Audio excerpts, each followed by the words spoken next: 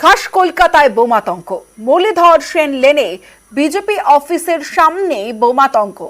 ঘটনাস্থলে bomb squad, sniffer dog.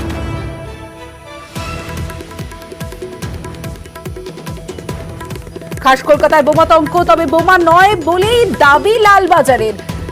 ঠিক কি বলা হচ্ছে লালবাজারের তরফে জানবো। অর্পিতা রয়েছে আমার সঙ্গে। অর্পিতা, দেখো, পুলিশ সূত্র থেকে যেটা খবর যে আজকে সিআর এভিনিউতে অর্থাৎ মুরলীধর সেন লেনে সেখানে যে বোমের মতন দেখতে যে সমস্ত বস্তুগুলো পাওয়া গিয়েছিল সেগুলি কিন্তু পর্যবেক্ষণ করা হয় এবং সেখানে বম্ব স্কোয়াডের যে টিম সেই টিম যায়। সেই টিম যাওয়ার পরে তারা কিন্তু পর্যবেক্ষণ করে তারা কিন্তু জানিয়েছে যে সেগুলো একেবারেই কোনো বোম বা এই ধরনের কোনো বিস্ফোরক জাতীয় কোনো বস্তু নয়। সেগুলো কতগুলো সুতোর মতন কিছু জিনিস সেখানে পড়ে রয়েছে।